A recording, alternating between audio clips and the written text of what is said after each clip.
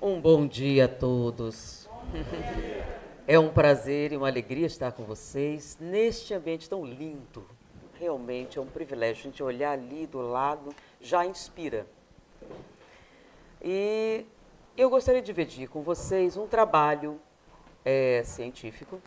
Aí disse, lá vem você de novo com um trabalho científico. Ok, sempre tem um.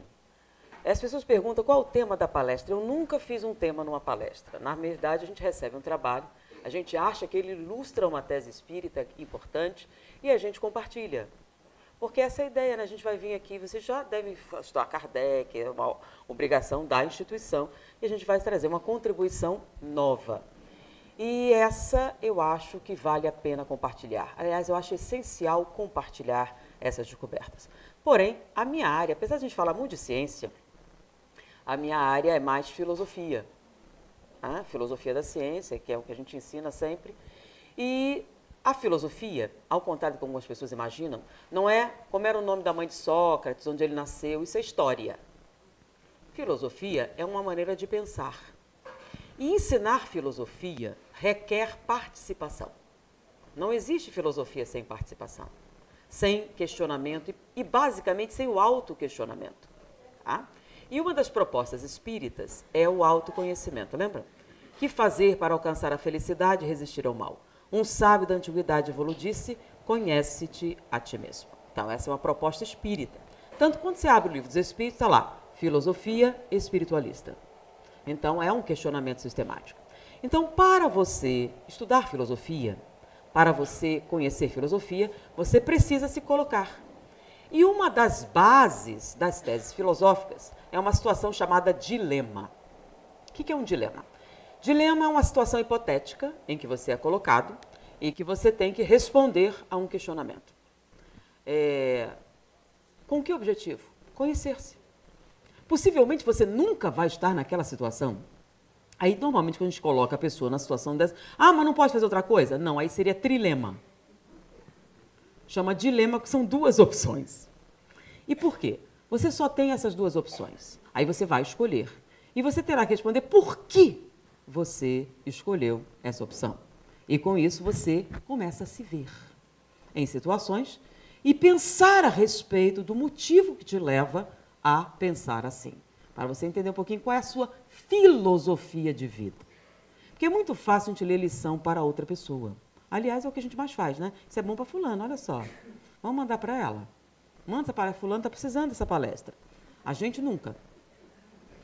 Então, eu vou propor para vocês um dilema para a gente analisar essa situação. E depois de eu propor o dilema, da gente pensar a respeito do que sente, da gente se colocar diante deste fato, eu vou apresentar para vocês um trabalho científico que eu acho muito relevante na atualidade. Tá? Inicialmente, essa palestra de hoje fazia parte de um seminário. Eu ia falar sobre um seminário e esse assunto fazia parte. Porém, em vista das circunstâncias que estão hoje, a gente resolveu mudar e apresentar isoladamente. Tá? Bom, o dilema é o seguinte. Recentemente, eu adquiri uma propriedade rural. E ela está abandonada há algum tempo, está tomada pelo mato. Imagina um matagal grande. E eu preciso limpar a propriedade. E para isso eu estou disposta a contratar 2 trabalhadores para capinar o mato. Para fazer o que exatamente? Cortar o mato. Não é usar trator, nem nada complicado, é somente cortar mato. Um serviço bem simples. O horário será de 8 da manhã às 5 da tarde, com 1 hora de almoço. Tá? E eu proponho a pagar, por um dia de trabalho, R$1.000. Vou contratar 2 pessoas, vou pagar 1.000 para cada um. Vocês acham bom? Bom? Uhum. Vocês acham que é satisfatório? Tem gente que trabalha um mês inteiro para ganhar isso. Eu vou pagar por um dia de trabalho. Aí todo mundo pergunta, qual é o tamanho da propriedade? Irrelevante. Eu não vou pagar por produtividade, vou pagar por um dia de trabalho. Tá bom? Então, o tamanho da propriedade não é seu problema. Eu vou pagar R$1.000 por um dia de trabalho. Vocês acham que é suficiente? Está acima do mercado? 200 pratos já estava bom, né? Eu vou pagar 1.000. Estão felizes? Sim ou não? Estão ou não estão felizes? R$1.000, filha? Vale isso o serviço? Não. Então, eu estou pagando mais do que o serviço vale. Eu quero saber o seguinte, vou contratar você, que está aí ouvindo.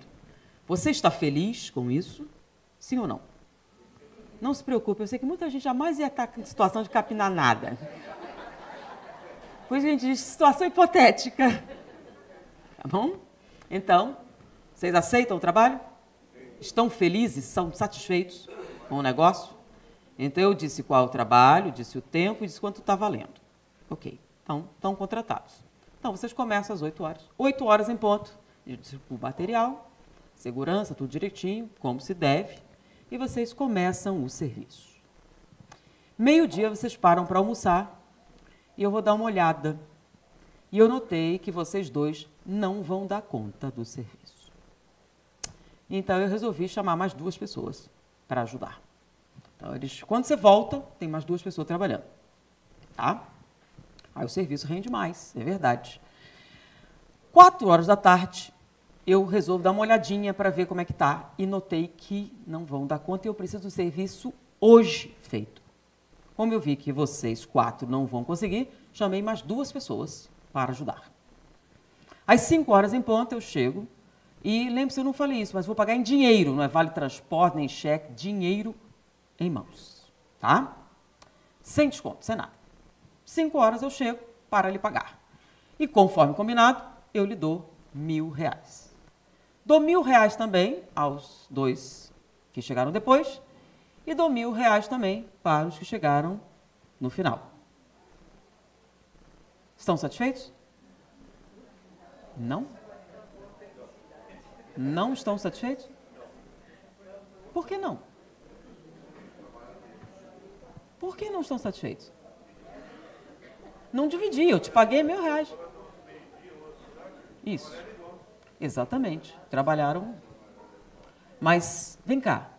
Você não está feliz? Você acabou de ganhar R$1.000. Que é muito mais do que vale seu serviço, correto? É ou não é?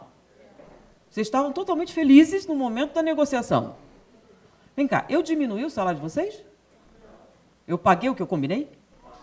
Vocês sabiam qual era o serviço? Por que não estão mais felizes? Injusto? Tá injusto? Sim, mas injusto por quê? Porque olha só, uma coisa injusta tem a ver o seguinte. Tipo assim, eu estou te explorando? Não. Eu estou pagando o que eu combinei? Então, cadê a injustiça? Por que eu estou sendo injusta? Pode falar. Por isso que chama filosofia. Tempo de trabalho. Vem cá, quando eu combinei, que horário que eu disse para você? E eu te paguei exatamente o que eu combinei, correto? Não, não. É de... Não, olha só. Vocês que estão aqui são aqueles que eu combinei. Não está combinado? O que tem de errado?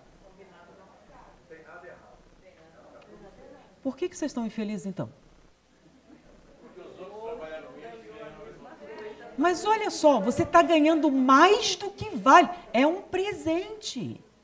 Você está ganhando 5 vezes mais do que o trabalho vale. Na verdade, vocês estão me explorando.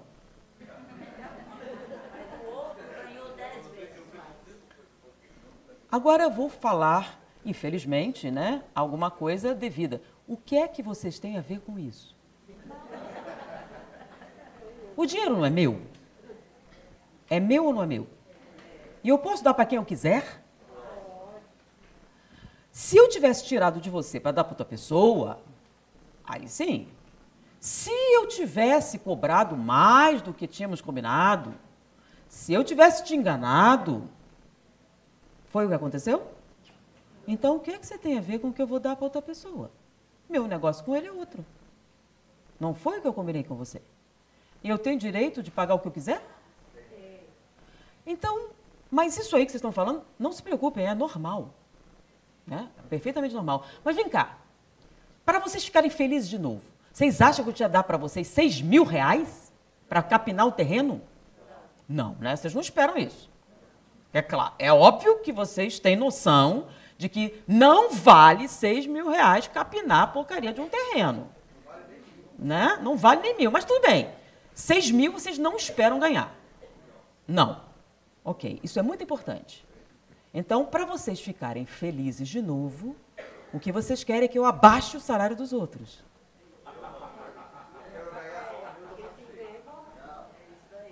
É porque é isso que significa esse momento. Então, vocês não esperam ganhar 6.000. É óbvio que não. Então, para você ficar feliz de novo, eu teria que abaixar o salário dos outros. Então, se eu baixar o salário deles, você fica feliz. Mas a pergunta é, você fica feliz, mas o que é que você ganha com isso? Nada! Mas nada! E...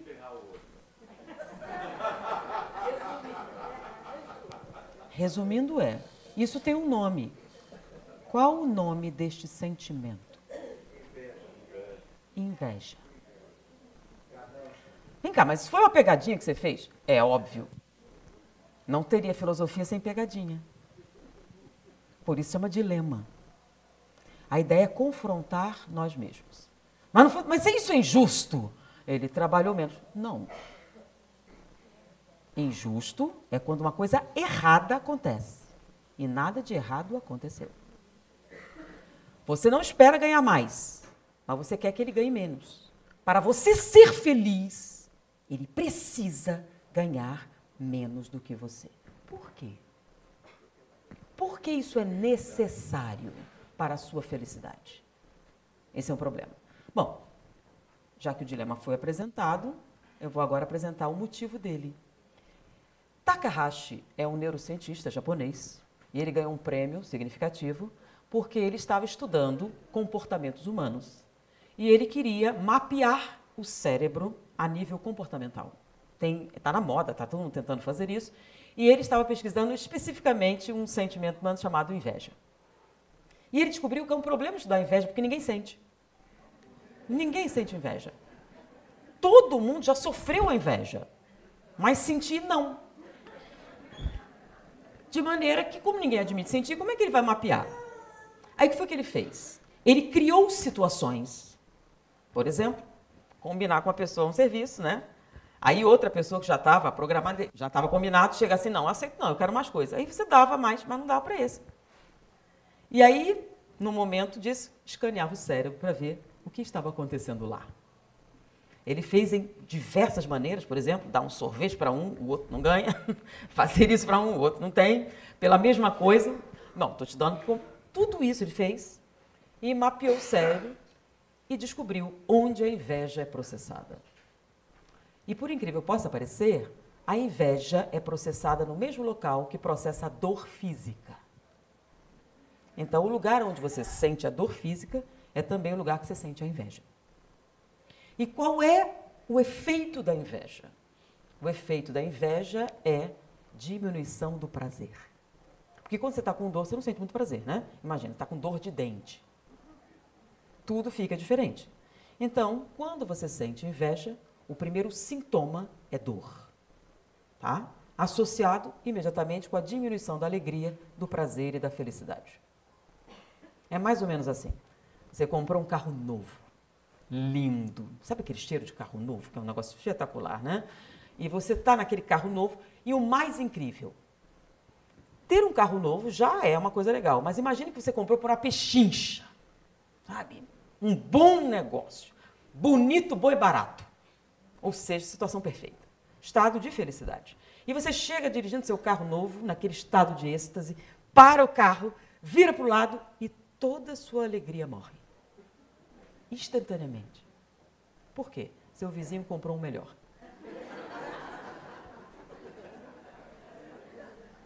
O problema é, o carro continua novo? Continua com o mesmo perfume? Tudo igual? O que foi que mudou?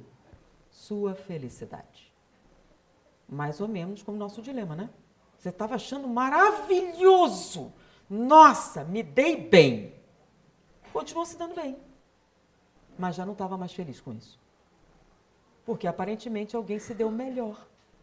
Então se dar bem não é o suficiente para você ser feliz. Os outros têm que se dar mal.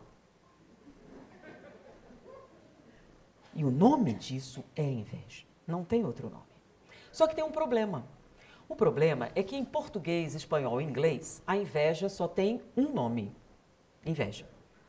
Mas em japonês, alemão e holandês, que foram os institutos que estudaram isso, existe mais de uma definição. Por exemplo, em alemão, existe inveja branca e inveja negra. O que é a inveja branca? A inveja branca é quando sua felicidade morre, quando você compara com outro. Então você olhou, ele se deu bem, toda a sua alegria morre. O nome disso é inveja branca. E o que é inveja negra? Inveja negra é quando esse sofrimento é tão grande que para você ser feliz ele tem que se dar mal. É o prazer que você sente com a desgraça alheia.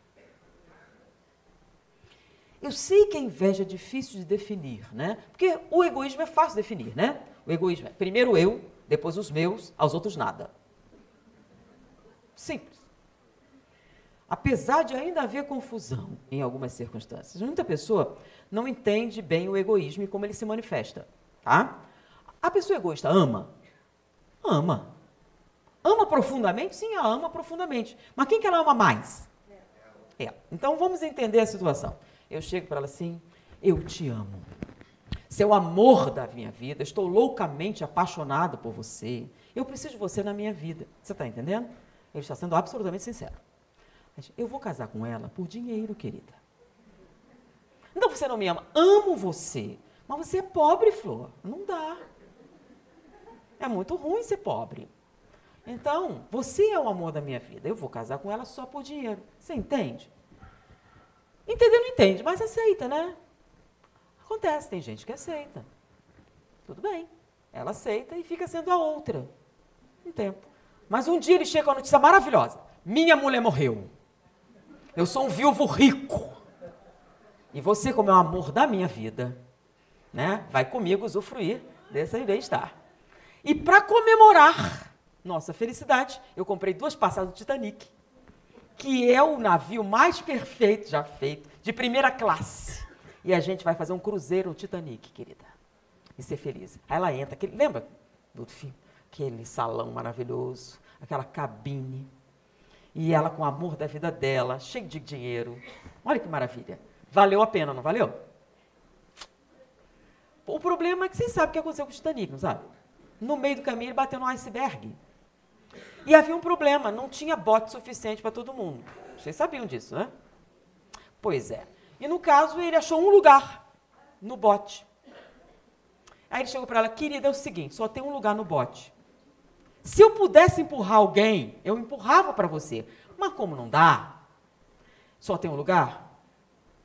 Tchau, meu amor. Se você sobreviver, me procura, porque eu te amo muito. Mas como só tem um lugar, é meu. Espero muito que você sobreviva, porque eu vou ficar muito triste se você morrer. Tchau. Ah, mas ele me ama. Ama. Mas ele é apaixonado. É. Só tem um detalhe que você esqueceu. Quem é que ele ama mais? Então a pessoa egoísta ama, mas primeiro... Então é uma pessoa maravilhosa. Enquanto ela estiver bem alimentada, enquanto tiver tudo certo, tá tudo maravilhoso. É uma pessoa incrível. No momento em que não estiver, você também não pode ficar. Aí algumas coisas estranhas acontecem, né? Uma jovem muito linda vem conversar. Linda! Uma pintura. Casada também com um homem muito bonito, né? Com filhos maravilhosos, uma casa que ela decorou. Sabe, comercial de margarina? E aí, o choque, né? Porque o marido pediu divórcio. Se ele tivesse achado a tua mulher, dava para entender a traição. Mas não. Qual o motivo? Ela estava com câncer de mama. Só isso. E ele não podia suportar. Ah, mas tem reconstrução. Mas demora. Você vai fazer quimioterapia, você vai fazer radioterapia, você vai levar um tempo. E ele não pode suportar. Então, ele é maravilhoso enquanto você for linda e perfeita. Se você não for... Ah, mas é falta de amor. Não, ele não está amando mais ninguém. Tá? Ele até te ama. Depois, isso é egoísmo. Tá? Então, não confunda. A pessoa diz assim, ah, o amor trai. Não, amor não trai. Amor não dói. Amor é a única coisa que cura tudo. Porque o que é amor? Amor é quando você quer bem a uma pessoa. Você quer tanto que prefere que ela seja feliz com outra pessoa. Ou, uma outra situação, né? Você não tem comida suficiente. O que é que a pessoa que ama faz? Você prefere que ele coma primeiro, mesmo que você não faça isso. E o mais incrível, você ainda fica feliz. Porque a pessoa que você ama está bem. Porque ela comeu, porque ela dormiu, porque ela não sente dor. Isso é suficiente para você se felicitar. Entenderam? Então, ele ama. Mas para ele poder amar, primeiro, isso não tem nada a ver com amor, tá? Ele vai ajudar muito. Ele empurraria alguém para ela entrar no Titanic. Mas como não dá, primeiro, eu. Deu para entender? Mas não é disso que a gente está falando, né? A gente está falando de inveja. Inveja é mais complicado. Tá? Até o orgulho é fácil de entender, né? O orgulhoso é aquele, eu sou melhor do que você. As pessoas confundem orgulho com vaidade. Não é a mesma coisa. O orgulhoso se acha melhor do que os outros. O vaidoso quer que todo mundo saiba disso. Né? Sabe com quem você está falando? Isso não é orgulho, isso é vaidade. Por quê? Porque o orgulhoso não liga a mínima para a sua opinião. Por quê? Eu sou melhor mesmo, por que a sua opinião vai me afetar? O vaidoso é que se preocupa com o que os outros acham.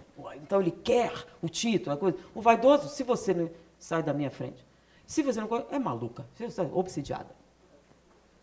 Então, o orgulhoso é aquele que está sempre certo. Porque, sim, quem estaria se não eu? Mas a inveja é complicado. É muito difícil as pessoas entenderem. Por isso tem uma fábula que ilustra a questão da inveja. É a história do vagalume e da serpente. O vagalume estava de bobeira na lagoa quando topou com uma serpente. E a serpente armou um bote. E ele fugiu. Mas a serpente foi atrás. Ele começou a fugir, a serpente o perseguiu. Ele ficou encurralado e viu que ia morrer. A serpente armou um bote. Nesse momento ele disse, um momento, posso fazer umas perguntas? A serpente parou perfeitamente. Vem cá, eu faço parte da sua cadeia alimentar? Não. Vem cá, eu te fiz alguma coisa? Não. Por que você quer me comer? Porque você brilha, nada pessoal. É isso que significa inveja. Você está entendendo? A pessoa persegue você, a pessoa te prejudica. Aí você pergunta, o que ela ganha com isso? Nada. Não ganha nada. Ela não vai ficar com o seu lugar, ela não vai ganhar mais, nada. Mas por quê? É vingança? Eu fiz alguma coisa, eu ofendi? Não. Não fez nada. O que eu fiz então? Você é. Isso incomoda. Se você não quiser sofrer com esse problema, não faça nada, não diga nada, não seja nada. Que aí você não vai ter nenhum problema. Mas no momento em que fizer qualquer coisa, alguém pode se incomodar. E aí você pergunta, eu fiz... Não, não fiz. Eu não compreendo. Nem procure, porque não tem motivo nenhum. É mais ou menos o que vocês apresentaram no início. Você está infeliz. Por quê? O que foi que você perdeu? Para você ficar feliz, tem que ganhar menos. Se ele ganhar menos, você ganha mais? Não, você vai ganhar a mesma coisa. Então, você não vai levar nenhuma vantagem. A única vantagem que você vai ter é prejudicar outra pessoa. E por que você faria isso? Só para ser feliz? O nome disso é inveja.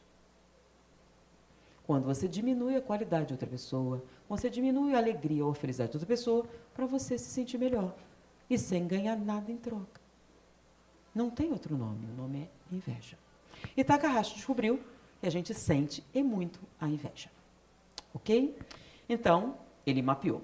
Porém, quando ele publicou os resultados, havia 2 alemães numa instituição pesquisando outra coisa que não tinha nada a ver com isso. E na Holanda havia mais 2 pesquisadores estudando uma outra coisa que também não tinha nada a ver com isso. Mas no final, eles descobriram que havia algo em comum nas 3 pesquisas. Juntaram o material e é isso que eu vou apresentar para vocês. O que é que os alemães estavam estudando? Os alemães estavam estudando o papel da ocitocina no comportamento. O que é ocitocina? Ocitocina é uma substância que você produz quando entra em trabalho de parto e também quando você vai amamentar. É o que faz produzir leite. E é também o que a gente dá, por exemplo, quando quer acelerar o trabalho de parto. Então, você dá a ocitocina, que acelera as contrações uterinas. Tá? Então, é uma substância natural. Então, encontra no ser humano. E eles estavam analisando o comportamento de ratas. o papel da ocitocina no cérebro das ratas. Então, ele pegou ratas prenhas, analisou a quantidade de ocitocina. E ele percebeu que variações de ocitocina alteravam o comportamento de mamíferos. Por exemplo, quando se elimina totalmente. Vamos lá. Você já deve ter visto na internet, né? Pô, o pessoal adora postar, né? É a gatinha lutando com um pitbull para salvar os seus filhotes. Né? Volta e meia, enfrenta um animal maior para proteger os filhotes. E o povo ainda bota no título, exemplo de amor maternal. O sacrifício. Mas essa mesma gatinha que luta com um pitbull para salvar o seu filhote, quando ela está maior e o filhote entra no território dela, ela mesma o ataca. Quer dizer, o amor acabou de brigar, a herança, coisa assim.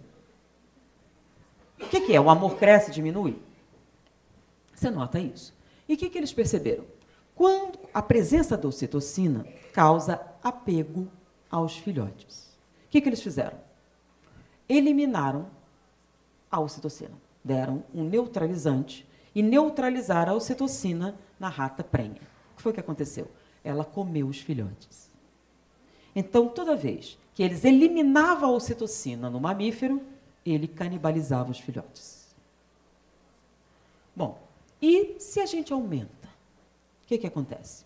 Então, a presença da ocitocina faz com que esse instinto de proteção exista. Quando ele aumentava a ocitocina, ela ficava mais agressiva. Então, em níveis normais, ela conhecia o pesquisador, ele podia chegar perto dos filhotes. Lembra quando você pega os gatinhos e ela não importa, né? Agora, se você aumentar um pouquinho o nível da ocitocina, ela já não permite que você tenha contato com os filhotes. O nível de agressividade vai crescendo. Vai crescendo tanto que ela começa a antagonizar os seus semelhantes. Aí ele aumenta mais a dose. Ela começa a competir por alimentos que ela já não precisa com os outros participantes. E quando os níveis de ocitocina chegam a determinados níveis, ela começa a canibalizar seus semelhantes. Ela não só compete pelo alimento, como ela os come, os outros, da mesma espécie, que não é um comportamento natural. Então, ele viu esse papel na ocitocina. Será que nos seres humanos isso também acontece? Então, eles começaram a estudar o papel da ocitocina no comportamento humano. E eles descobriram um fenômeno interessante. Tá? A ocitocina também causa esse apego. E eles estavam notando que em pessoas que fizeram o aborto e que tinham níveis altos de ocitocina, quadros depressivos. Então, ela teve um aborto e fazia um quadro depressivo. E isso independia da sua orientação religiosa, dela achar que estava certo ou errado, não tinha nada a ver. Então, você pode ser materialista até de carteirinha e fazer um quadro depressivo. E ele não estava associado a culpa ou fatores psicológicos, e sim fatores biológicos. Então, esse estudo provava que, para diminuir esse quadro, você teria que controlar os níveis de ocitocina. Quanto mais alto o nível de ocitocina, maior a probabilidade de fazer uma depressão profunda na perda do filhote. Ou seja, em caso de aborto espontâneo, o aborto provocado não interessa que tipo de aborto você fez, fazia o quadro, e não tinha nada a ver com o demônio perseguindo a pessoa porque fez coisa errada. Tá bom? Então, isso independe da religião. Por isso, eles orientavam que o aborto não seria uma questão de saúde pública, porque ele não seria um método anticoncepcional viável, porque esse tipo de resposta não poderia ser controlada, porque não temos medicação para eliminar a ocitocina. Tá? Eles estavam estudando isso. O outro, essa é uma pesquisa. O que tem a ver com Takahashi? A gente vai chegar lá. Um outro grupo, 2 pesquisadores, na Holanda, estavam pesquisando outra coisa totalmente diferente. Eles estavam pesquisando a depressão. Tá? Então, deixa eu fazer um parênteses para falar exatamente como é que funciona a questão da depressão. Tá? A gente sabe que a linguagem do cérebro, durante muito tempo a gente acreditou que ela era exclusivamente elétrica. Então, não faz muito tempo que a gente descobriu que não. A linguagem do cérebro é dupla. Uma parte é elétrica e outra parte é química. Então, quando você tem as chamadas processos concretos, por exemplo, reconhecer a cor, reconhecer as coisas, tudo isso é eletricidade, você pode acompanhar no cérebro, né? Então, eu mostro aqui uma fotografia de um carro vermelho. Aí eu pergunto, o que é isso? Aí você diz, o carro. Qual a cor? Vermelho. Qual o modelo? Tudo isso eu posso acompanhar no seu cérebro. O momento em que você identifica a cor, a área do cérebro que isso acontece, tudo isso. Aí eu pergunto para você, e aí, gostou do carro? Aí você diz, gostei, mas prefiro o azul. Nessa hora, você não tem atividade elétrica. Mas você acabou de fazer algo. Você escolheu, você preferiu. São trabalhos. Porém, você não tem atividade elétrica nesse momento. Você tem uma atividade química. Então, se enquanto os processos concretos do cérebro são processos elétricos, nossas emoções, sentimentos, escolhas, tudo isso é uma linguagem química. E acontece na sinapse. Bom? Até o presente momento, eles encontraram na sinapse 72 substâncias, chamadas neurotransmissores. Sabem mais ou menos para que servem 11, tem certeza de 7, mas só tem tratamento para 3. Tá? Por isso eu vou falar das 3. Ah, mas tem... Não, vou falar só das 3, que tem alguma coisa que você faça por elas, tá bom? Então, nós sabemos como funciona? Ainda não. Mas vou falar dessas 3, tá? Essas 3 são noradrenalina, dopamina e serotonina. Tá bom? E como é que funcionam essas 3? Elas funcionam semelhante aos pedais do carro. Você não tem 3 pedais? Acelerador, freio e embreagem? Muito bem. Para que serve o acelerador? Se o seu carro não tem acelerador, o que acontece? Não anda. No cérebro é a mesma coisa. Se você não tem noradrenalina, não anda. Como assim? Você deita. Você quer levantar. Você tem vontade de fazer. Você entende, alguém fala, reaja. Você entende. Você quer, compreende, tem motivação, tudo. Só não consegue. Você não consegue. Você entende tudo. Você entende até que isso não é normal. Porém, não consegue fazer. É uma depressão mediada pela noradrenalina. É aquela que você deita. E, inclusive, precisa de internação, que você pode morrer de fome, que a pessoa não vai levantar nem para comer. Então, a depressão profunda mediada pela noradrenalina é assim. Você está lúcida? Tá. Você quer levantar? Sim, você quer levantar. Você entende que precisa levantar? Você entende. E a pessoa reaja. Aí é que a gente dá vontade de assassinar. Que bom que a arma não tem. Reaja. Claro que você sabe, você entende, só não consegue fazer. Por isso se chama de doença, depressão. E como é que a gente trata? A gente dá um antidepressivo que aumente a oferta de noradrenalina. O que acontece quando você toma a medicação correta? Você melhora, levanta e faz exatamente como se espera. Tá? Então você tem uma doença. Mas a noradrenalina é isso. Ela é o acelerador. Sem acelerador, o carro não anda. Mas o outro pedal é o freio. Para que serve o freio? O freio faz o carro parar, né? O que acontece se o carro perder o freio? Você perde o controle do carro. Então, no cérebro, o papel do freio é da dopamina. A dopamina é que te permite autocontrole. Controlar seus impulsos. Então, você está com fome agora. Mas você consegue esperar, não consegue? Se tem dopamina. Se não tem, você não controla seus impulsos. Então, quando alguém não controla seus impulsos, você diz que ele é um maníaco. Ou, se é muito sério, você diz que ele é psicótico. Ou, se isso acontece de repente, você diz que ele teve um surto psicótico. Ele não controla a raiva, ele não controla a fome, ele não controla nada. E se você alternar os dois, você diz que ele é maníaco depressivo. Ou, modernamente, bipolar. Né? Você tem a alternância de um quadro maníaco e um quadro depressivo. Pode ser, então, oscilação de noradrenalina e dopamina. No caso da dopamina, você dá um antipsicótico. Aí você controla os níveis de dopamina e a pessoa estabiliza. Só que, às vezes, você pode ter excesso de dopamina. Então, é mais ou menos como andar com o freio de mão puxado. Já viram como acontece? Então, o carro anda, mas com o freio de mão puxado, o que acontece? Então, você tem um quadro depressivo, não tão grave quanto o anterior, tá? Mas ele não é mediado pela noradrenalina, e sim por excesso de dopamina. Então, você faz uma associação de antidepressivo e antipsicótico. Mas você está tomando antipsicótico? Não, é porque a sua depressão é mediada pela dopamina. Foi? Mas tem um terceiro pedal do carro. Tem muita gente que não sabe para que serve a embreagem. Né? Mas a embreagem existe. E ela serve para uma coisa. Para que serve a embreagem, gente? Para mudar a marcha. Enfim, para que você muda a marcha? Para dar mais ou menos velocidade. Então, tem momentos em que você quer andar mais depressa? E outros você quer andar mais devagar? Qual o motivo de você andar mais depressa e mais devagar? Você tem um compromisso.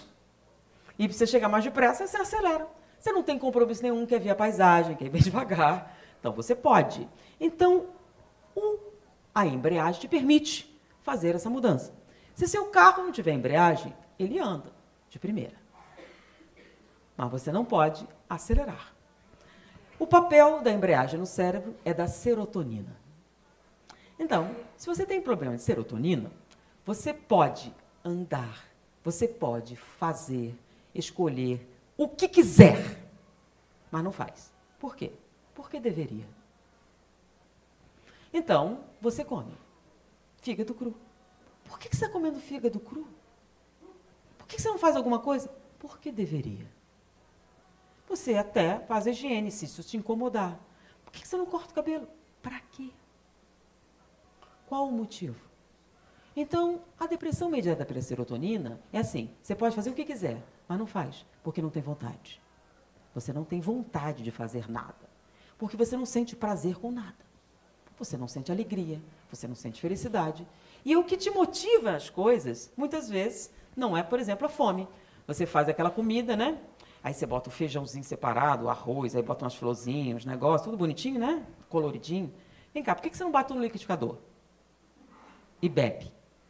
Não vai misturar tudo no estômago? Vai ou não vai?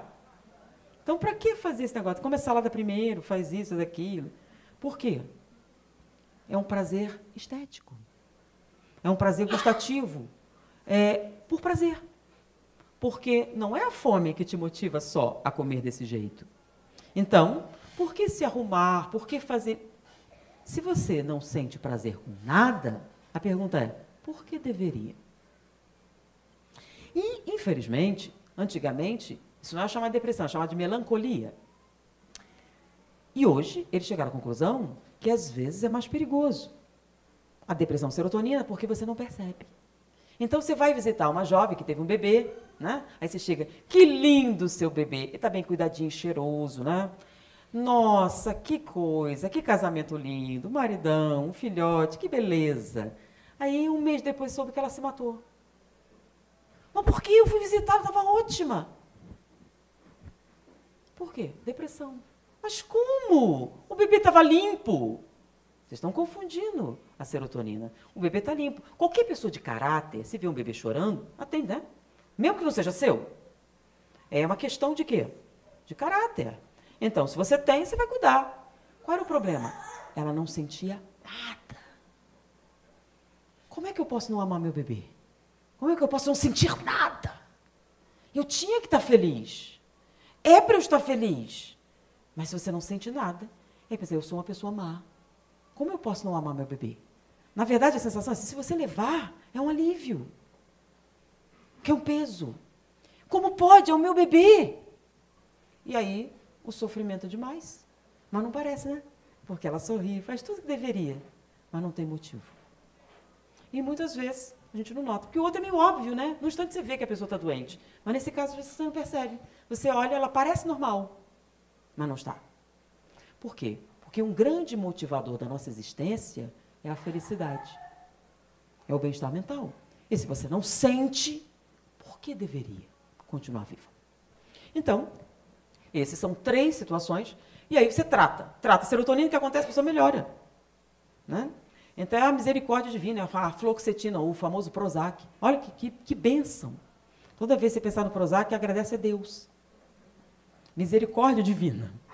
Então, são 3 situações, ok? Então, vocês já viram que a causa dessas situações que a gente escreveu são processos orgânicos. É o que a gente chama de depressão endógena. É a depressão mediada por deficiências orgânicas. Então, se você tem uma deficiência orgânica, se você retifica isso, o que acontece com os sintomas? Deixam de existir. Tá bom? Se você tem um problema de insulina, o que você faz? Você dá a insulina, o que acontece? Você melhora. Então, você tem uma deficiência de um neurotransmissor, toma a medicação adequada, só que tem um detalhe, gente, a medicação não funciona imediatamente, não tem nenhuma medicação que vai lá e faz isso. Ela funciona por saturação. Você começa a tomar, daqui a 1 semana ou 2 você sente os sintomas, tá bom? Então, mas existem determinados quadros depressivos, muito semelhantes a essa serotonina, que não funcionam nenhuma medicação. tá? São chamadas depressões avessas à medicação, tá? A medicação não faz nenhum efeito. Eles tentam todas, várias associações, e não tem reação.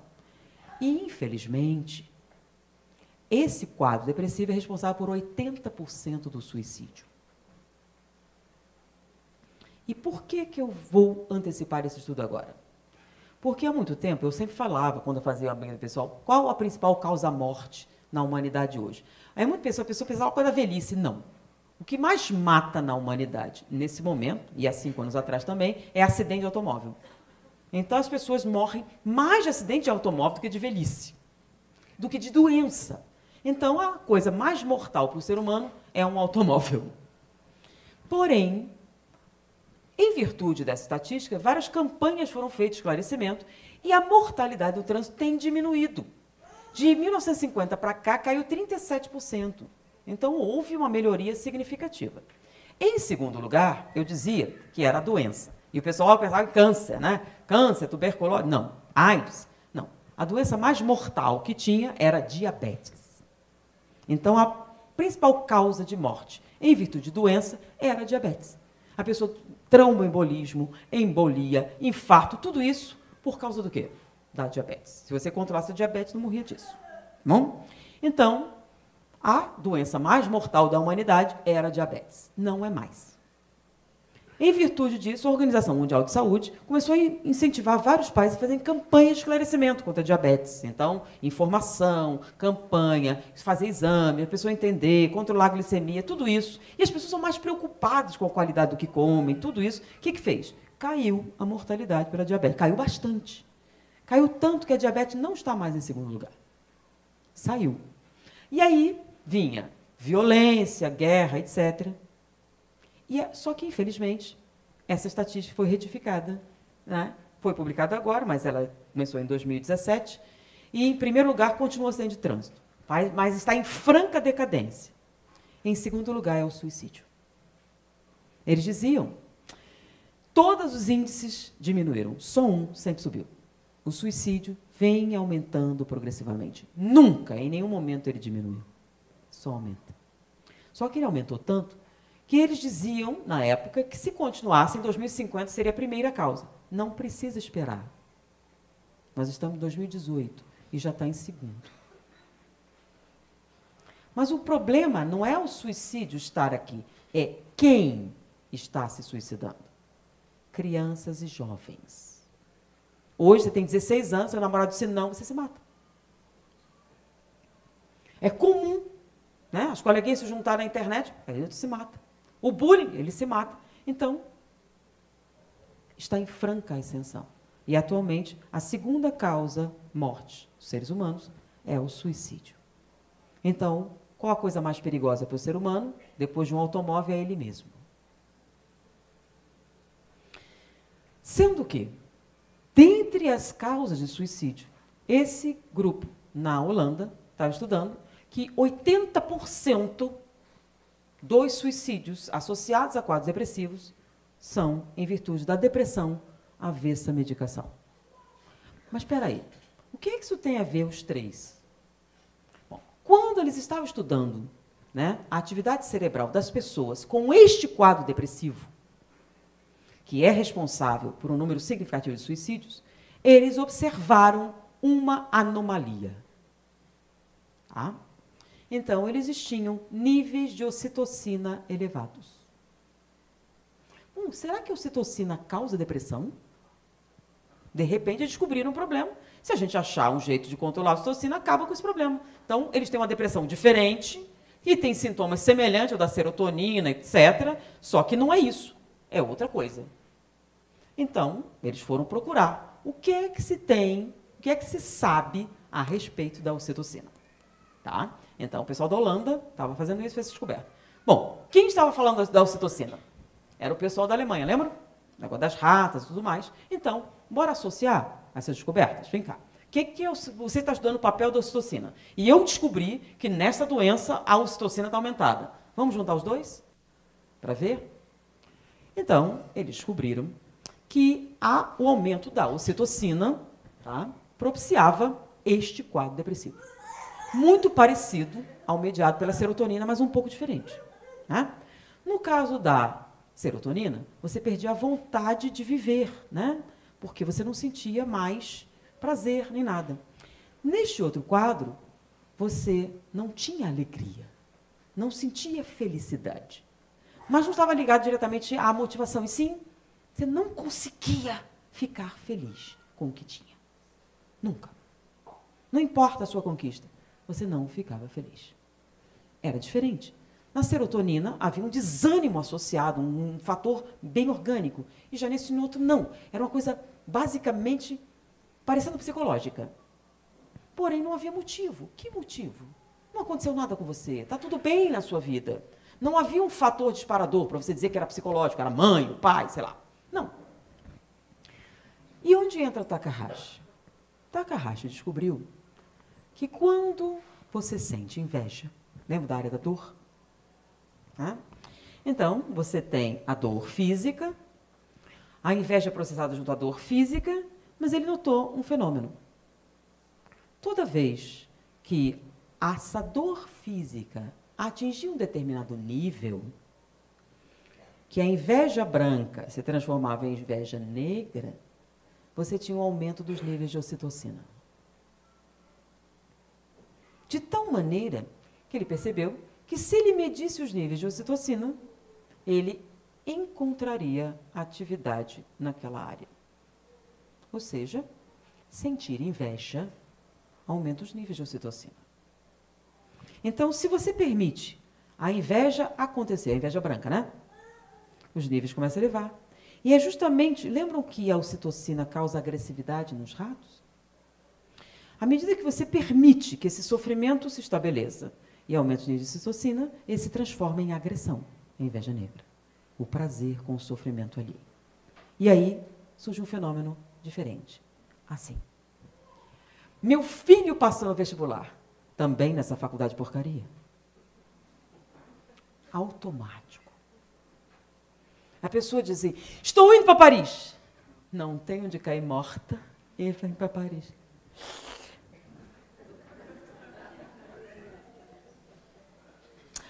Nossa, esse cabelo ficou lindo mesmo. Mas você tem idade para usar assim? Essa blusa ficou ótima, mas ela deixa você mais gorda. Então, hoje as pessoas chamam isso de agressivo passivo, né? Você, lindo, mas, maravilhoso, porém, ótimo, entretanto. Não sei se você sabe, mais, porém, entretanto, são, né? Conjunções adversativas. O que é uma conjunção adversativa? Significa que depois você vai dizer uma frase que contraria a anterior. Você começa a ver, lindo, mas, bom, mas, ótimo, mas. Então, você está sempre elogiando e agredindo. Então, a pessoa fala, a palestra foi boa, mas sua voz está horrorosa, querida, quase que estragou tudo. Aí a pessoa fala, você disse isso. Mas foi uma crítica construtiva. Isso eu quero ajudar. Ué, você não pensou nisso? Eu só quero ajudar. Né? Vai deixar... Aí sobe a cabeça, estraga, gente. Não pode deixar a vaidade subir a cabeça. Vamos baixar a bola um pouquinho, bora? Vamos diminuir? Tá alegrinha demais pro meu gosto. Vamos dar uma diminuída? Então, você admira a pessoa e sente um prazer enorme quando ela se dá mal. E tipo assim, se deu mal. O que é isso que você está limpando? Veneno. Porque se você morder si mesmo, envenena. É poderoso. Então, se deu mal. Tadinha. Não, mas também. E não tem nada de errado, é só uma crítica construtiva. Afinal, a gente não pode deixar isso, né? E não tem nada de mal em machucar, ferir, violentamente, brutalmente. Isso não é o problema, né? A gente faz isso há muito tempo. O problema é o prazer que você sente quando faz isso. isso aumenta os níveis de ocitocina. É o que a gente chama de canibalizar nossos semelhantes. É o prazer em tirar sangue. Só que nós não somos ratos. Então, a gente racionaliza o processo e machuca devagarzinho, aos poucos, intensamente, dia a dia. Então, e fica pior quando você adorou o cabelo dela. O colar, a roupa, a grama, o marido, a casa, tudo. É isso que mata a sua alegria. Porque sempre tem alguém que tem mais. E é justamente isso que mata tudo que você tem. Você não consegue ser feliz. Por quê? Nunca é o suficiente. E toda crueldade tem preço. O nome é culpa.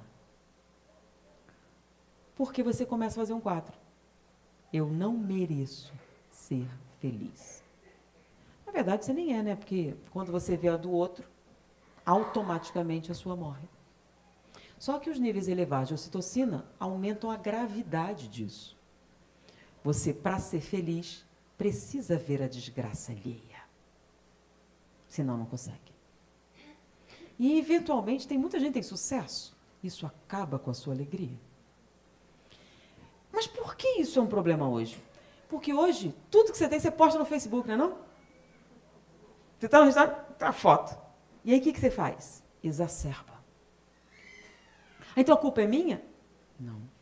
A culpa é a seguinte. O que é que você tem a ver com a vida dele? Então, protegida pelo anonimato, você está exercitando a inveja. Como? Você vai e posta um comentário. Esses que eu descrevi. Aquela socialete lá nos Estados Unidos, Canadá, não sei, que se incomodou porque 2 artistas adotaram uma menina negra. Ah, mas é racismo. Tem certeza? Tem um menininho, um modelo lá, carioca, que recebeu várias mensagens de ódio, né? De cunho racista, e foram atrás, o que eles encontraram? Adolescentes negros. Então não era racismo. Da onde estava vindo? Inveja. Qual o problema daquela mulher? O que ela tem com isso? Não estão nem no mesmo país, não estão nem convivendo. Você pode dizer racismo, ela está no mesmo ambiente, está invadindo. Não, não é racismo, é inveja. Por que ele tem? Por que ele fez? Por que ele faz? Por que ele é? Por que isso? E isso dói. Só que essa dor chegou ao ponto que você transformou em agressão. Para você ser feliz, você precisa diminuir a felicidade dele, ou dela, ou deles. Não importa. E como agora? Em sociedade, você faz, as pessoas notam, né? Você não pode dar tanta bandeira. Mas na internet, ninguém viu. Você pode exercitar isso com a maior naturalidade. Só que um dos efeitos é o aumento da ocitocina. E os níveis de agressividade começam a aumentar. Como você não pode matar a origem do seu ódio, você volta isso para você mesmo. E aí você faz esta doença. Então, esses 2 cientistas holandeses chegaram à conclusão que a inveja é uma doença grave e potencialmente mortal. Ela tem que ser reconhecida pelo que é uma doença. Eles acham que não é um traço de caráter, é uma doença. Por quê? Porque se os seus níveis de ocitocina não são elevados, se você é normal, o que acontece quando você se compara com alguém, né? Você conseguiu passar. Vem cá, o que você fez? Ou acontece mais ou menos assim, ela conseguiu. Ah, se ela conseguiu, eu também consigo. Então, normalmente, a comparação é um agente motivador do quê? De você tentar. Bom, se ela consegue, eu também consigo. Ah, como que você fez? Eu também vou fazer. Então, eu fiz esse concurso, não consegui. O que você fez diferente? E aí, é o quê? O sucesso faz o quê? Uma sinergia e você é um agente motivador. Então, a comparação, a competição existe, mas com que objetivo? Mas não é o caso. A inveja não é um agente motivador. Pelo contrário, é um agente autodestrutivo. Porque toda vez que alguém consegue, você sofre. E não consegue mais ser feliz com o que você já tem. O que é que você tem? E isso não te traz felicidade? Por que não? Porque você não consegue. E, se você permite que essa manifestação aprofunde, você começa a alterar a química do seu cérebro. E aí você vai precisar, para ser feliz, para conseguir uma relativa saúde mental, canibalizar os seus semelhantes. E se não o fizer, aí você começa a canibalizar você mesmo. Por isso, 80% escolhe o suicídio. Ou seja, é uma doença grave. Mas, para o espírita, não é uma doença. Por isso que nenhum remédio ajuda. Porque o remédio age onde? Onde você tem uma anormalidade. Por que a gente ama o demônio? Porque demônio a gente exorciza, mas caráter a gente tem que mudar. Vamos pegar a história inicial que a gente começou e vamos mudar? Jesus estava fazendo um sermão. E no sermão ele conta a parábola dos trabalhadores da última hora. E ele começa a história mais ou menos assim. Um homem tinha uma vinha e resolveu contratar trabalhadores. Chamou e conseguiu 2 e prometeu pagar 1 denário, que é mais ou menos o que eu fiz, 10 vezes o normal. Eles ficaram imensamente felizes com a oportunidade. Ao meio-dia, mais ou menos como eu falei, ele vê que o trabalho conseguiu contratar mais 2 e promete a eles 1 denário cada um. E na 1ª hora, que é mais ou menos 1 hora antes de terminar o expediente, ele contrata mais 2 e oferece 1 denário para cada um. No final do expediente, ele vai e paga 1 denário como prometeu. E os primeiros trabalhadores vão a ele e dizem: Senhor, não é justo que esses que chegaram por último recebam tanto quanto nós que chegamos primeiro. E a resposta de Jesus foi a seguinte: o que tenho eu com isso? Em verdade vos digo que os últimos serão os primeiros. Espera aí, não entendi. Que história é essa? O que tem a fila a ver com isso? Ué, e a pontualidade não devia ser recompensada? Vem cá, chegar primeiro é ruim? Que história é essa? Então os atrasados se dão bem. Não tem nada a ver com atrasado. Não tem nada a ver com a ordem na fila. Tem a ver com o significado por trás disso. Né? Os últimos serão os primeiros. Vem cá. O que é que ele quis dizer com isso? Quem é o pai da inveja? Quem acha que merece mais do que os outros. Quem é que acha que merece mais? O orgulho. Quem disse que você merece mais? Então, o orgulhoso é aquele que acha que vem primeiro. Quanto mais você acha que vem primeiro, mais difícil conviver com o semelhante. Porque o que tem de mal no orgulho? Tem um orgulho que as pessoas nem notam, né? Que é o orgulho de ser humilde. Vocês já notaram, né? O orgulho de ser humilde é terrível, né? Ele olha assim: olha essa mulher. Eu não, sou uma pessoa simples. Não faz nada. Eu chego todo dia, 8 da manhã. Você tem ideia de quantos passes eu já dei? Quantos pratos de sopa? Quanta caridade eu já fiz? E ela, não.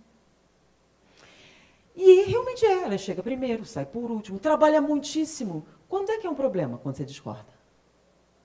Quem é você para discordar de mim?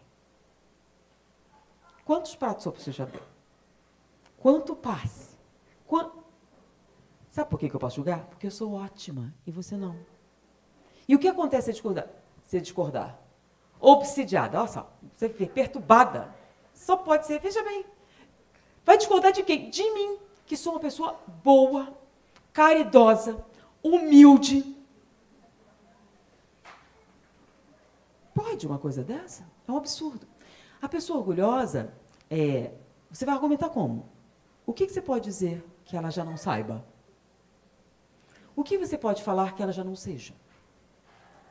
Então é muito complicado, porque ela é, você não. Então, se ela é, pode julgar. Às vezes a pessoa nem compreende isso. Então vamos tentar o contrário. O que é o contrário de ser orgulhoso? É ser humilde. Então olha a diferença. O orgulhoso se acha melhor do que o outro. E o humilde não se acha melhor do que ninguém. Então o que acontece quando você não se acha melhor do que ninguém? Não julga. Por que não? Porque qualquer um pode errar, não é verdade? Então você chega para ela e diz, você é feia. Sua opinião, você tem direito, tem quem goste. Então a pessoa humilde, ela é inofendível. E não é só isso, ela pode conviver com a sua diferença. Porque ela pensa assim, se Deus permite, quem sou eu para não permitir? Afinal, quem nomeou você fiscal da consciência alheia? Então, a pessoa humilde permite que o outro seja. Inclusive que ele cometa os próprios erros. E ele não julga. E o que isso faz? Olha, faz uma coisa tão estranha. Porque hoje a inveja é um fenômeno natural. Né? E esse outro não. Você quer ver como as coisas estão estranhas, né? Quando o jovem hoje fala sobre amizade, ele não fala amizade, ele fala de networking. Eu tenho que melhorar minha rede social. Inclusive, hoje, o sucesso recomenda que você agregue valor à sua rede. Então, é mais ou menos assim, né?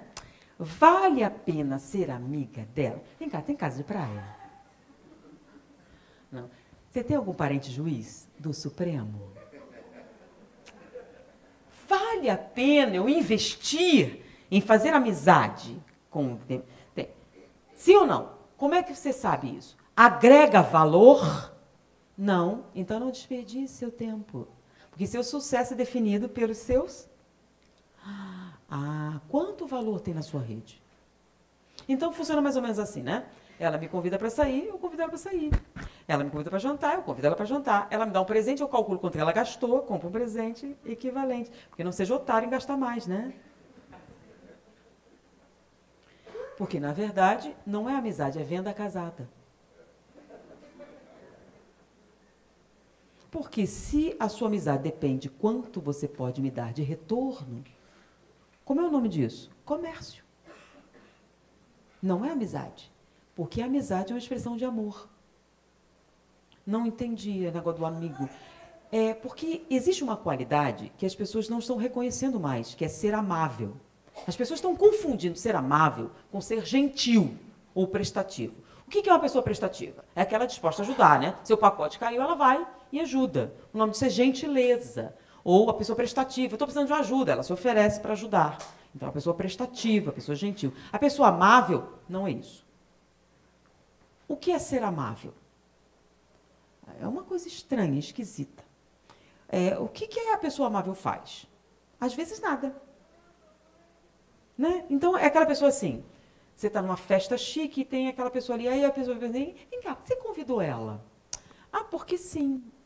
Mas, quando você convida, você pergunta assim, eu vou convidar você para minha festa. Não tenho roupa, eu compro. Eu te dou uma roupa para você ir. Ou então, vamos no restaurante, eu não tenho dinheiro, eu pago. E o que ela tem? Ela é rica? Não. Tem amigo juiz? Não. Ela é inteligente? Não.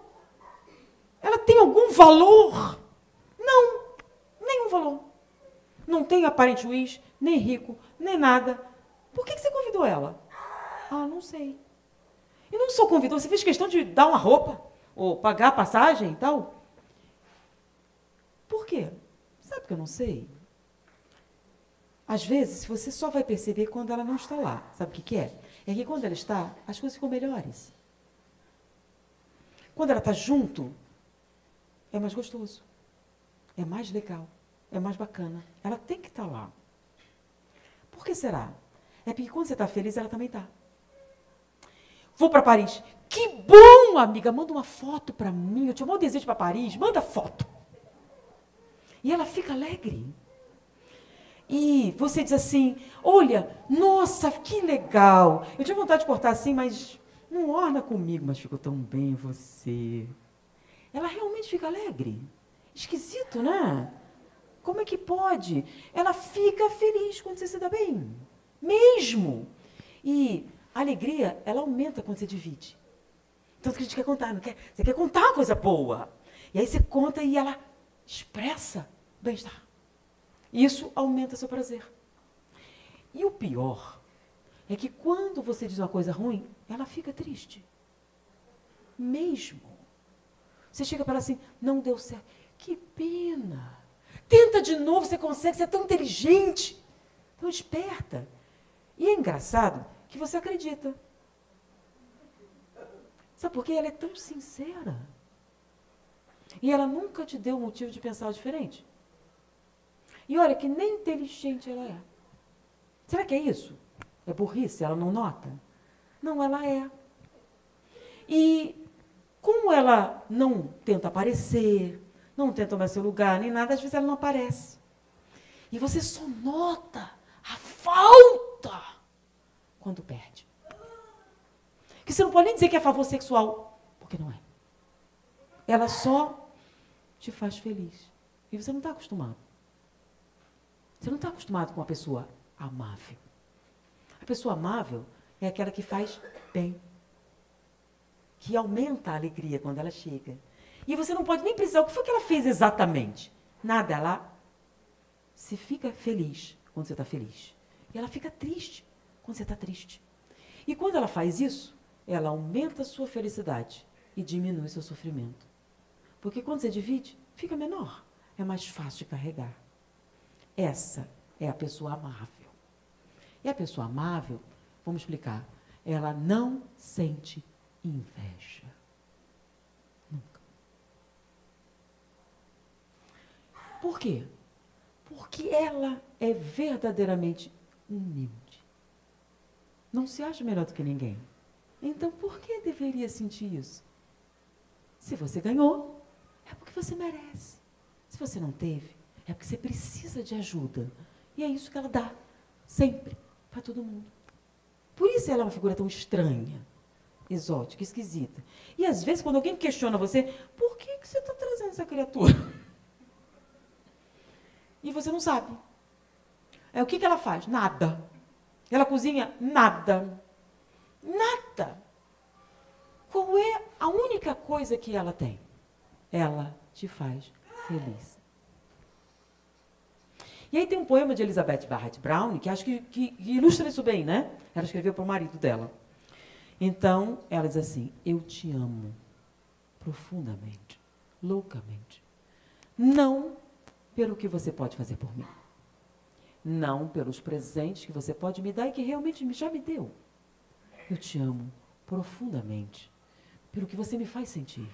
Esse desejo profundo de ser melhor para merecer seu amor.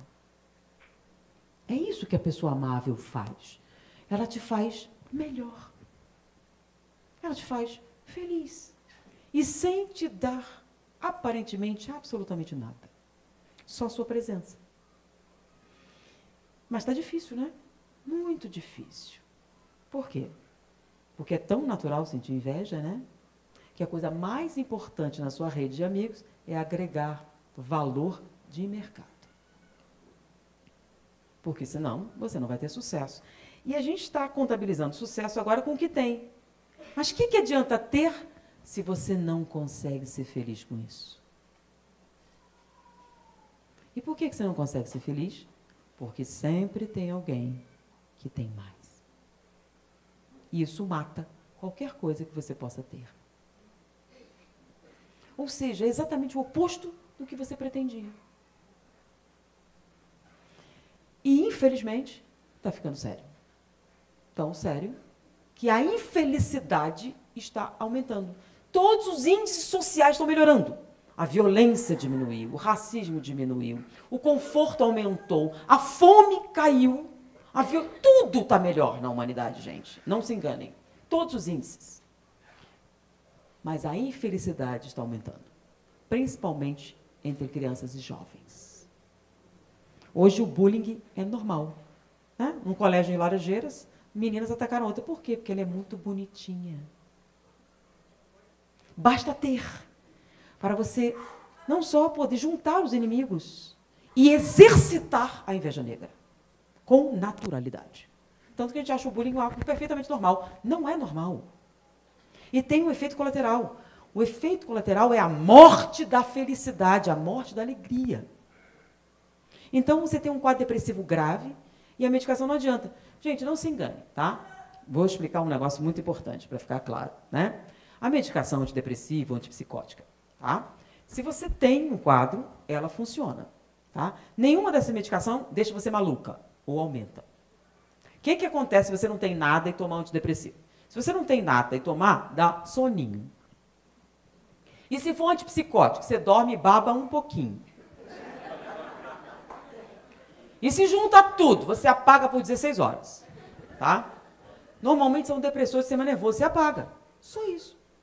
Ah, eu tomei e surtei. Aí o problema é outro, é obsessão, procura um santo espírito. Tá? Droga que deixa você assim é crack, cocaína, tá bom? Anfetamina, esses troços.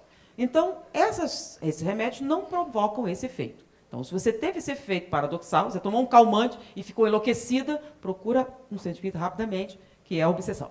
É até diagnóstico diferencial. Nesse caso, você toma um remédio, ele não te faz nada.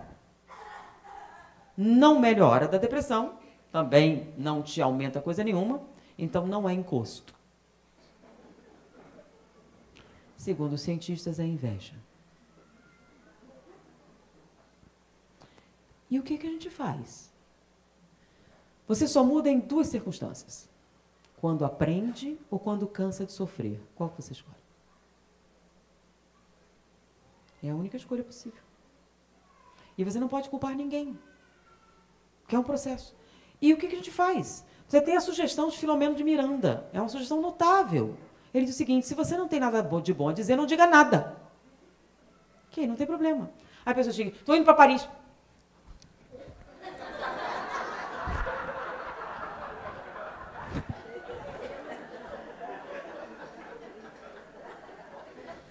Você chega: gostou do meu cabelo? Não tenho palavras. Já melhora. Você não entra na inveja negra. Você não dá vazão à violência. Você não dá vazão à agressão. Que tem um detalhe: nós não somos ratos. Nós somos seres humanos, nós podemos racionalizar. Nós podemos alterar nosso comportamento pela vontade. Então, se você não der vazão à inveja negra, você não aumenta a sua ocitocina. Segura a onda. E tem uma terapia para tirar isso de você? Tem. Tem a terapia da gratidão. Já deve ter ouvido falar, né? Agradecer. Mas tem uma vertente, que é elogiar. Então, você gostou do cabelo? Elogia. Ficou lindo esse cabelo. Aí alguém na plateia recentemente perguntou assim: mas não é hipocrisia, não estou fingindo? Vem cá, se você não tivesse gostado, não tinha inveja, tinha? Então você não está mentindo. Você apenas está transformando essa admiração em algo doentio. Então, para neutralizar, elogia. Você gostou? Você diga: nossa, adorei essa blusa. Queria ter uma dessa, mas acho que não combina comigo. Então, não deixa enraizar. Seu cabelo, adorei esse cabelo. Queria ter um cabelo desse, mas não tenho, né? Mas ficou bom em você. Dica. Que coisa. Eu tinha uma vontade para Paris também, gente. Não dá, mas um dia eu vou. Tá? Me diga como é que você fez. Você juntou dinheiro? Como é que foi? Elogie. Se você gostar, dica. Tira o veneno. Não deixa isso apodrecer sua vida. Bota para fora. E olha que coisa engraçada. Quando você faz isso, acontecem coisas estranhas, né? Porque a gente não tem vergonha nenhuma de reclamar, né? Reclama na boa. Agora, quando alguém te serve bem, faz uma coisa, você não elogia, né? Nunca.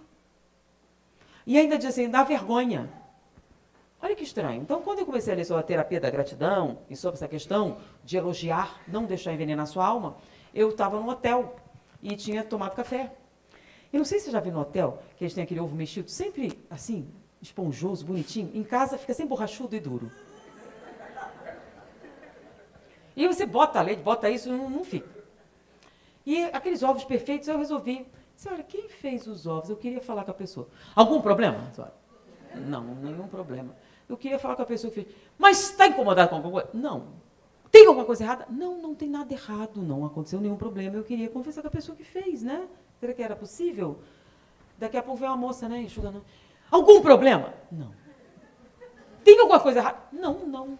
É que ficou perfeito seu ovo. Você não quer me contar o segredo, não? Ela me olhou com choque, né? Não, nem sou daqui na competição, sou do Rio de Janeiro, não tem nada a ver. Você podia me contar como é que você faz para ele ficar desse jeito? Vai que é louca, né? Não, aí ela explicou. Mas muito estranho. E no início é uma confusão, né? Mas eu fiz. E ela foi embora. Aí eu voltei para o Rio de Janeiro e estava no engarrafamento, resolvi pegar um com a condição, né? Eu estava com uma mala de mão, aí um engarrafamento grande, eu peguei. Estava sozinha, tinha uma moça com um fone de ouvido. Eu olhei o esmalte, sabe aqueles esmalte vermelho bonito? Assim, você não tem coragem de pôr, mas... Aí eu olhei, olha, que esmalte aí você está usando? Ficou lindo. Primeiro eu tomei um choque. O quê? Não, o esmalte, que cor é essa? Ficou muito bonito. O esmalte? É, o esmalte. Que criatura estranha, que coisa estranha. Não, é uma mistura que eu fiz. Não, você ficou tão bom, que mistura foi? Aí começamos a conversar, mas primeiro aquela coisa assim, que coisa triste.